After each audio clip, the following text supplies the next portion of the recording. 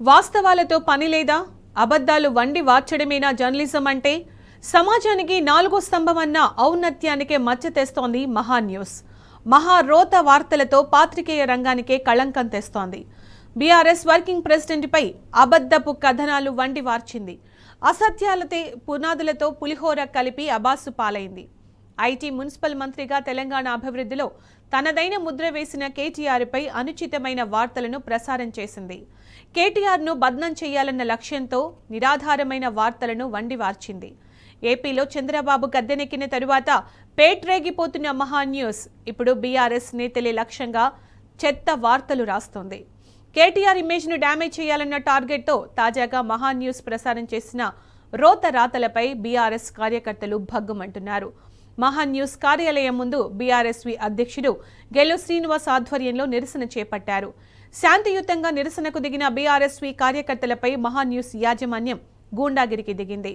మహా news management దాడిలో పలువురు బీఆర్ఎస్వి నాయకులు గాయపడ్డారు. అసలు మహా ఛానల్ మీడియా సంస్థ లేక గూండాల అడ్డానా అంటూ బీఆర్ఎస్ నాయకులు ప్రశ్నిస్తున్నారు.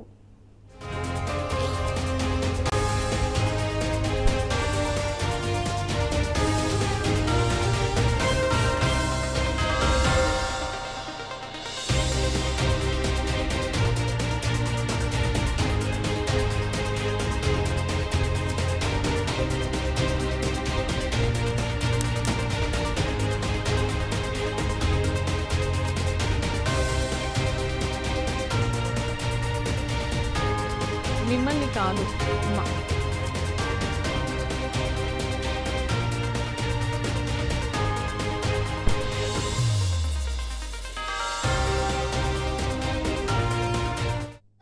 మహా టీవీ కేటీఆర్ గారి పైన ఫోన్ ట్యాపింగ్ విషయంలో కూడా చాలా అసత్యాలు ప్రచారం చేస్తూ ఇవాళ మా తెలంగాణ ఆత్మగౌరవానికి భంగం కలిగేలా వేరుస్తుంది.